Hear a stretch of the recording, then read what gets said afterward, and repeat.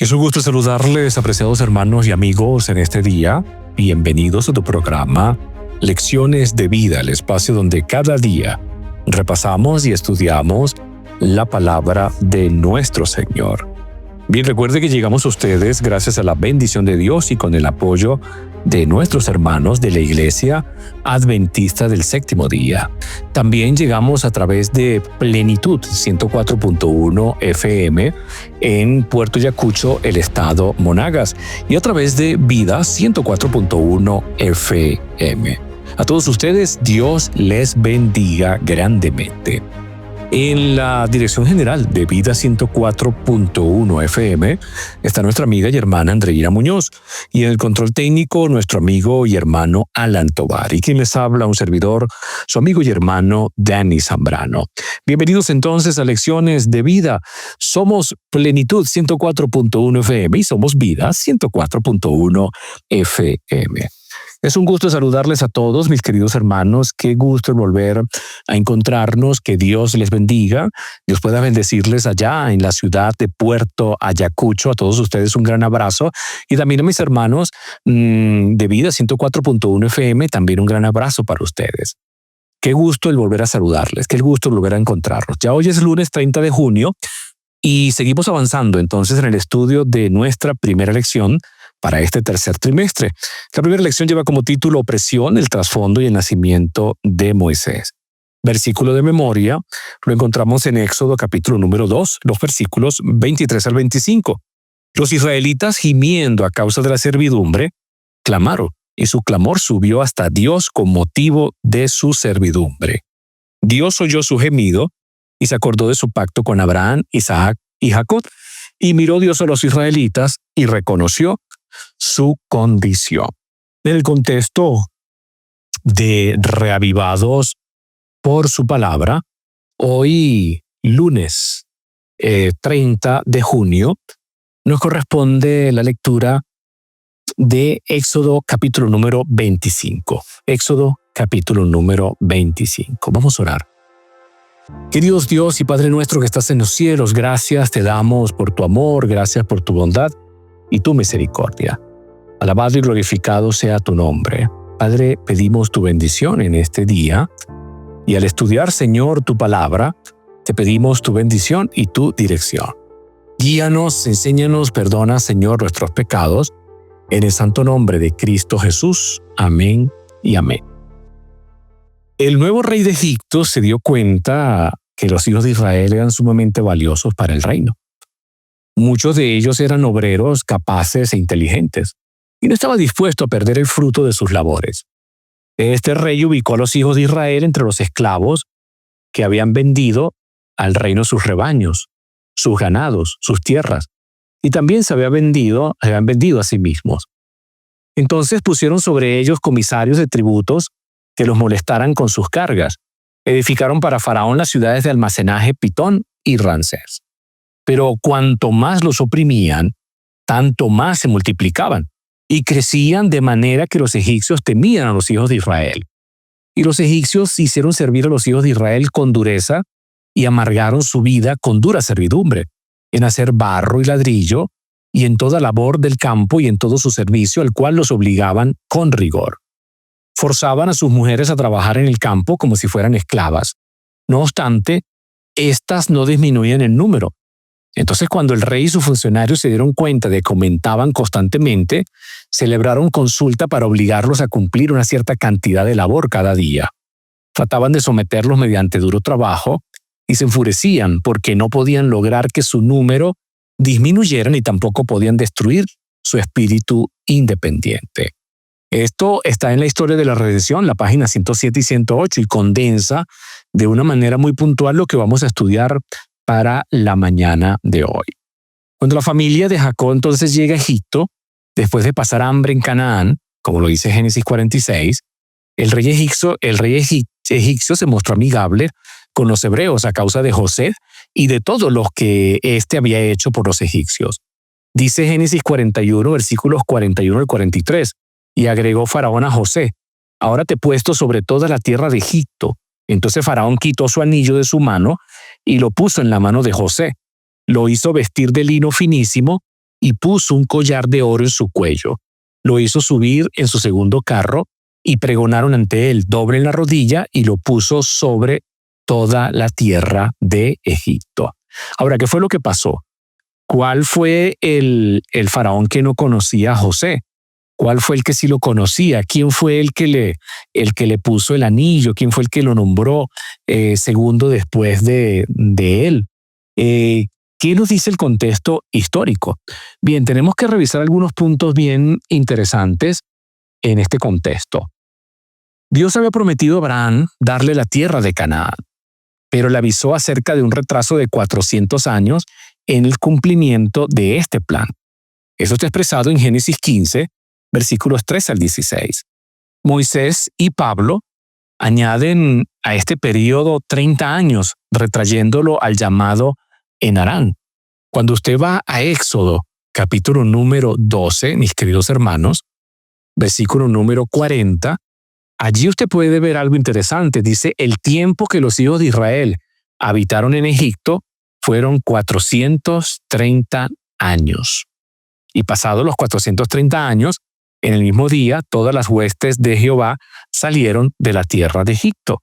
Ahora, si usted va a Gálatas, capítulo número 3, fíjense lo que allí Pablo comenta. Vamos a leerlo. Gálatas, capítulo número 3. Y vamos a leer el versículo número 17. Dice allí la palabra del Señor: esto pues digo, el pacto previamente ratificado por Dios para con Cristo, la ley que vino 430 años después, no la abrogó para invalidar la promesa. Ahora, desde el llamado de Abraham en Harán hasta la llegada de Jacob a Egipto, hay 215 años. Y desde la llegada de Jacob a Egipto hasta el Éxodo, hay 215 años. Y cuando usted suma esto, le dan 430 años. Para muchos no es así, para muchos son 400 años, para muchos se quedan allí, ¿no? Pero el punto es en todo esto, preciados hermanos, que lo que Dios estableció, que el pueblo de Israel iba a estar allí en Egipto, se cumplió. Y cuando llegó el tiempo, Dios liberó a su pueblo.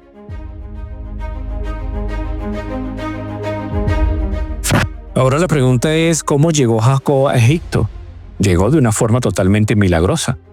A pesar de los intentos fratricidas de matar a José, este llegó a ser el primer ministro de Egipto y gracias a su posición pudo traer a toda su familia. ¿Cuándo ocurrió esto? Pues no sabemos las fechas exactas, pero sí lo suficiente como para encajarlas en la historia conocida, con fechas quizás no con tanta exactitud, pero sí hay registros que nos pueden ayudar. Primera de Reyes nos dice también algo interesante y debemos de colocarlo aquí en la mesa de estudio. Primera de Reyes 6:1 dice lo siguiente: en el año 480, después que los hijos de Israel salieron de Egipto, el cuarto año del principio del reino Salomón sobre Israel, en el mes de Siv, que es el mes segundo, comenzó él a edificar la casa de Jehová. Primera de Reyes 6:1 dice que el éxodo ocurrió 480 años del segundo año de Salomón. Si esa fecha es exacta e inclusiva, nos lleva al año 1445. Si no lo consideramos una cifra redonda y tenemos en cuenta la muerte del faraón, el éxodo tuvo lugar en el año 1450. Y con esos datos podemos determinar varios momentos de la vida de Moisés. Ahora, ¿quién era el faraón que gobernaba cuando José estaba allí en Egipto? Bien, mire, vamos a seguir hurgando aquí en la historia. Hay una dinastía de reyes que se llamaron los Sesostris. Sesostris I, Sesostris II, Sesostris III mueren y después viene Amenahat III. Hay un rango de 150 años para fijar cuál fue el faraón que nombró a José como primer ministro.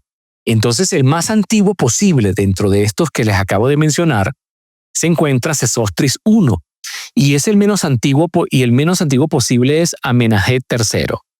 Si el faraón que tuvo la pesadilla de las 7 vacas flacas comiéndose las gordas fue Sesostris I, José también sirvió a sus dos sucesores. Ahora bien, si le hacemos caso a la Biblia, de que los israelitas duraron en Egipto 430 años, y volvemos a sumar esa cantidad a 1514, y llegamos a 1944 a.C., como el año cuando Jacob y sus hijos se fueron a vivir a la tierra de los faraones. Para ese entonces José tendría unos 33 años, por lo que nació en el año de 1977 a.C. Recuerde que antes se contaban los años en retroceso, ¿sí? Para llegar al tiempo de Cristo. Ahora, se sabe que José fue vendido como esclavo por sus hermanos a los 17 años y estuvo 12 años prisionero en Egipto. Entonces, si contamos un año de servidumbre en la casa de Potifar, pues serían 13. De modo que José fue nombrado gobernador de Egipto a los 30 años, es decir, en el año 1947 a.C. Ahora, ¿quién reinaba en ese momento? Pues reinaba Sesostris I. Y este faraón, apreciados hermanos, según un mural egipcio antiguo que se consiguió de este rey Sesostris I, aparece él allí, ¿no?, con una actitud fraterna, con un supervisor que lo llamaba el supervisor de los graneros, que también se llamaba en Egipto Montuhotep. Este hombre recibió el título de primer ministro, tesorero real, magistrado principal, y además de eso se le llamaba supervisor de los graneros y dador de la vida a la gente. Ahora, ¿cuál es la única discrepancia con la Biblia? Bueno, la única discrepancia con la Biblia es que este primer ministro se llamaba Montuhotep, y sabemos que el nombre egipcio de José fue Samnaspanea. Entonces, en todo caso, los egipcios eran dados a tener varios nombres.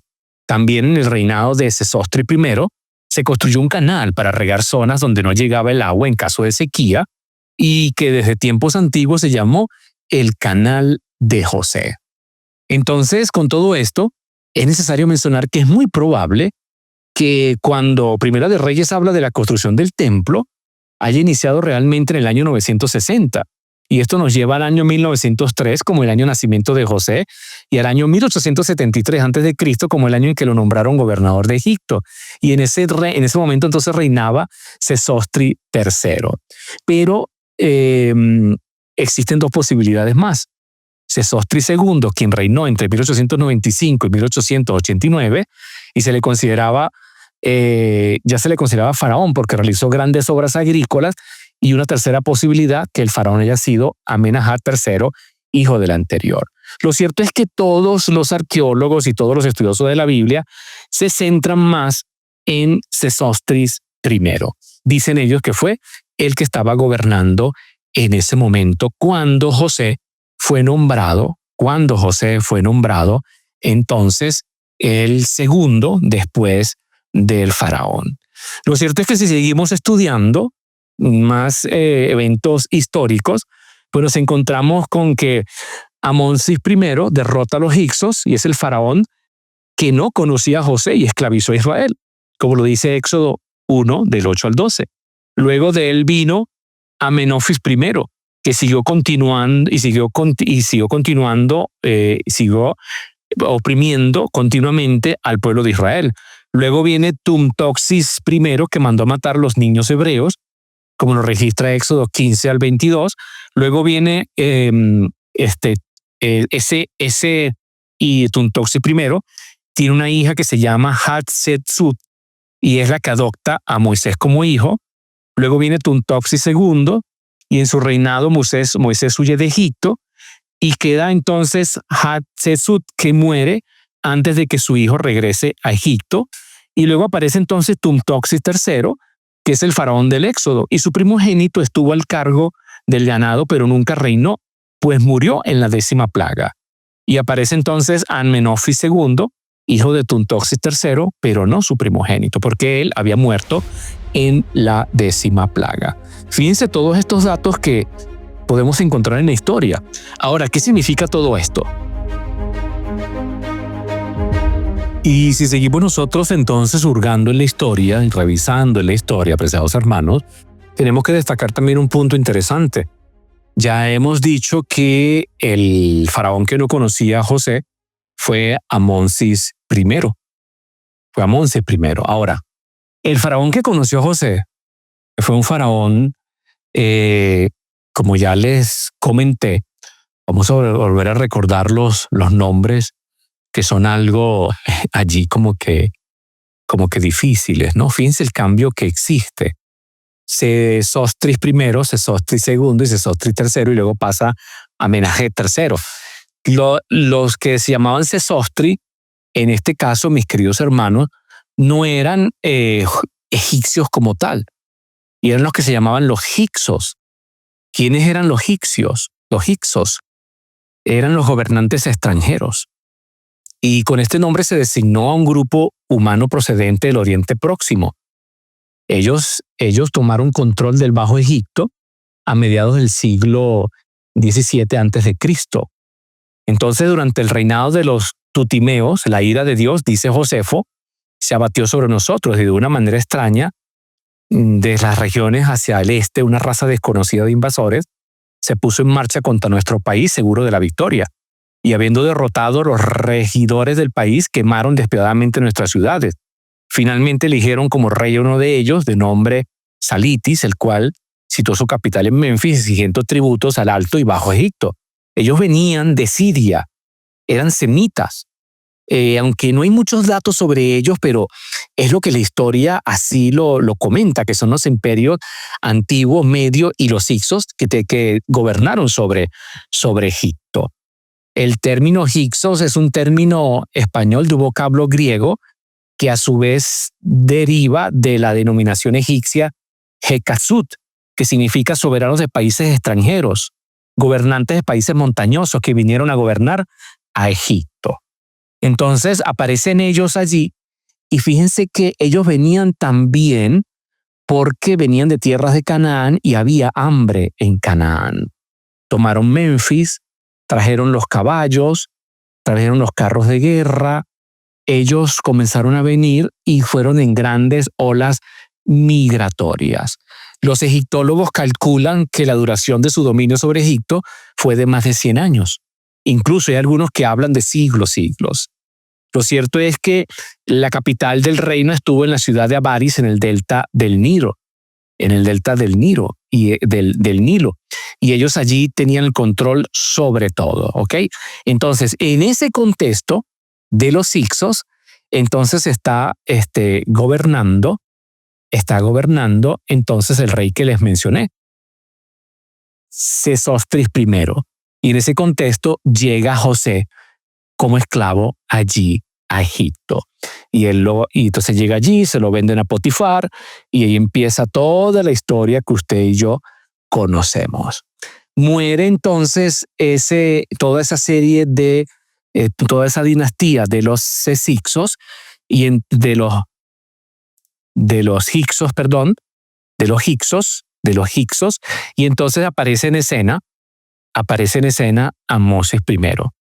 Y ellos emprendieron la guerra que acabó con la expulsión de los hicsos en el territorio egipcio y dejaron a los judíos. ¿Por qué dejaron los judíos? Porque ellos lo vieron como un pueblo del cual ellos podían aprovecharse y como eran trabajadores, granjeros, agricultores, entonces comenzaron a explotarlo. Fíjense que si uno hace una comparación de la historia con el pueblo judío en tiempos de la invasión nazi, también ocurrió lo mismo, similar, ¿verdad? Se levanta Alemania, invade Polonia, luego comienza a perseguir a los judíos y termina llevándolos como esclavos. Los declararon personas no gratas, personas que no podían tener nada, y los esclavizaron al punto de matarlos. Usted conoce el resto de la historia. Ahora, esto es interesante destacarlo, querido hermano, porque nos muestra a nosotros que el trasfondo histórico del origen, si pudiéramos llamarlo así, del pueblo de Israel siempre estuvo acompañado por problemas, por dificultades, por luchas, por situaciones difíciles. Entonces, también se nos presenta a nosotros un largo periodo, desde la época de José, cuando su padre Jacob, con toda la familia entró en Egipto, hasta el decreto de muerte del faraón. Algunos se debaten allí que si es verdad, que si no es así, que si no fue como se describe. Lo cierto del caso es que el pueblo de Dios era esclavizado en tierra extranjera y estaba siendo oprimido. Ahora, nosotros no conocemos todos los detalles, tenemos que admitirlo, acerca de la historia de los hebreos en Egipto. Pero lo cierto del caso es que la revelación del carácter de Dios, usted lo ve y sigue allí brillando a través de las páginas de este libro. Y además, cuando uno ve todas estas cosas, uno se da cuenta de cómo la mano de Dios fue guiando todas las cosas, fue dirigiendo todas las cosas para que el pueblo de Dios, a pesar de las circunstancias que podían estar viviendo, por muy adversas que fuera, ellos se mantuvieran allí y ellos pudieran mantener siempre adelante el nombre del Señor y siempre allí confiando y creyendo que Dios les iba a guardar y que Dios les iba a bendecir. A pesar de las circunstancias que podían estar presentes allí, ellos entendían y comprendieron que había un Dios que los podía salvar. Y entonces cuando comienzan a clamar, ¿no? Pero hay otros incidentes que también nos van a llamar la atención, porque en medio de toda esta situación que estaban viviendo, entonces hubieron muchos personajes y muchas historias que ocurrieron allí que mostraron también la providencia divina. Y el pueblo de Israel podía entender que Dios no los había abandonado, que Dios estaba allí para guiar y tenía un propósito para su vida. Bien, antes de terminar nuestro estudio de la mañana de hoy, debemos de responder una pregunta. Pero antes de hacerlo, no olvide todo lo que hemos estudiado hoy. Hemos visto cómo en el contexto histórico podemos probar, ¿no? Todos quiénes fueron los faraones, quién fue el que persiguió, quién fue el que ordenó la muerte de los niños, quién era el que estaba viviendo cuando José llegó vendido como esclavo allí a Egipto. Y lo cierto del caso, apreciados hermanos, es que en medio de todas esas diferentes situaciones, Dios siempre conducía a su pueblo. No olvidemos que por adversas que sean las circunstancias, Dios siempre está presente y podemos confiar en cualquiera que sea, a pesar de cualquiera que sea nuestra situación. Quiero leerles una nota de la inspiración y me gustaría que allí, ¿no?, pudiéramos nosotros entonces culminar con el último punto que quiero tocar y quiero compartir con ustedes en este día. Dice aquí lo siguiente: el Éxodo completó la historia revelada a Abraham en visión profética siglos antes. Ten por cierto, dice Génesis 15, versículos 13 y 14, ten por cierto que tu simiente será peregrina en tierra no suya. Escúcheme unos términos que Dios utiliza con Abraham. Ten por cierto que tu simiente será peregrina en tierra no suya, y servirá a los de allí, y serán por ellos afligidos 400 años. Mas también a la gente a quien servirás, juzgaré yo, y después de esto saldrán con grande riqueza. Ahora, cuando usted va a la Biblia, usted se consigue con que Pablo dice que el pueblo de Israel estuvo allí, ¿no?, 430 años. Entonces la pregunta sería, ¿cómo entender 400 años o 430 años? Porque también el libro de Éxodo, capítulo número 12, fíjese que Dios le había dicho que 400 años. Ahora el libro de Éxodo, capítulo número 12, el verso 40, dice lo siguiente: el tiempo que los hijos de Israel habitaron en Egipto, vea el punto, habitaron en Egipto, los hijos de Israel habitaron en Egipto fue 430 años. Y pasados los 430 años, en el mismo día, todas las huestes de Jehová salieron de la tierra de Egipto. Pero Dios le había dicho, ¿no?, que su descendencia iba a ser perseguida, iba a estar en una tierra extraña y iba allí a ser esclava por 400 años. ¿Cómo podemos entender esto? Bien, recuerde que Abraham está en visión. Está en visión por el pacto que está haciendo allí con Dios. Usted puede leer todo el contexto de Génesis capítulo número 15. Ahora, Dios comienza a hablarle y le dice a él entonces, sabes que tu descendencia, ten por cierto que tu descendencia. Cuando habla de la descendencia, ¿quién fue el primero en la descendencia de Abraham en el contexto de la promesa? Isaac. Entonces estamos hablando que quizás esta promesa puede abarcar desde Isaac, porque Isaac, cuando nace, apreciados hermanos, de una u otra manera fue perseguido por su hermano en la carne, Ismael. Y Dios le está diciendo que su descendencia sería esclava. Yo imagino que a Abraham tuvo que haberle parecido esto interesante, porque él tenía grandes promesas, pero no podía entender cómo su descendencia iba a ser esclava de aquellos en cuyo medio él vivía. Y esta profecía se cumplió también. Fíjense que su nieto Jacob sirvió a Labán en tierra extraña durante 20 años, y su bisnieto José fue vendido como esclavo y más tarde puesto en prisión, y finalmente los descendientes de Israel fueron esclavizados en Egipto. Ahora, el cumplimiento de esta profecía puede comprobarse prácticamente en cada generación durante 4 siglos. Isaac, el hijo de Abraham, fue perseguido por Ismael, como lo dice Gálatas 4:29, y usted lo puede corroborar con Génesis 21:9. Jacob huyó de Saúl para salvar su vida, y más tarde de Labán. José fue vendido como esclavo por sus propios hermanos y más tarde injustamente arrojado en la cárcel. Finalmente, los hijos de Israel fueron grandemente oprimidos por los egipcios después de la muerte de José. 400 años. Entonces la pregunta que tenemos que contestar ¿es este tiempo de aflicción o el tiempo de permanencia en Egipto o ambas cosas? ¿Y cómo se relacionan estos 400 años con los 430 de Éxodo 12, 40 y 41 y Gálatas 3, 16 y 17? Pues la primera pregunta depende de la solución que se dé a la segunda. La declaración de Éxodo 40 es a saber que el tiempo que los hijos de Israel, fíjese, el tiempo que los hijos de Israel habitaron en Egipto fueron 430 años. Parece implicar que los hebreos estuvieron realmente 430 años allí, desde la entrada de Jacob hasta el Éxodo. Ahora es evidente, por Gálatas 3, 16 y 17, que esto no puede ser su significado. Allí se dice que la ley fue promulgada en el Sinaí 430 años después del pacto entre Dios y Abraham. Ahora, si Pablo se refiere a la primera promesa hecha a Abraham en Harán, entonces los 430 años comenzaron cuando Abraham tenía 75 años. Y los 400 años de aflicción comenzarían pues 30 años más tarde, cuando Abraham tenía 105 y su hijo Isaac tenía 5 años de edad. Y esto ocurriría por el tiempo cuando Ismael, que nacido según la carne, perseguía a Isaac al que había nacido según el Espíritu. Isaac era descendencia, y Dios le había dicho que su descendencia iba a ser perseguida. Ahora, lo cierto de todo esto, preciados hermanos, es que por los registros bíblicos, el llamado de Abraham hasta la entrada de Jacob en Egipto fue de 215 años, lo que dejaría 215 años de los 430 como el tiempo que realmente pasaron allí los hebreos en Egipto. Por esta razón, los 430 años del Éxodo 12:40 deben incluir la permanencia en Canaán, tanto como la estada en Egipto, desde la vocación de Abraham hasta el Éxodo.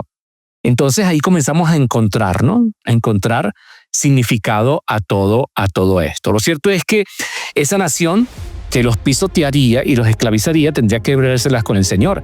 Y cuando saldrían, ellos saldrían con grandes riquezas. Y eso se cumplió, porque la noche que fueron liberados los hebreos de la servidumbre, llevaron consigo grandes riquezas.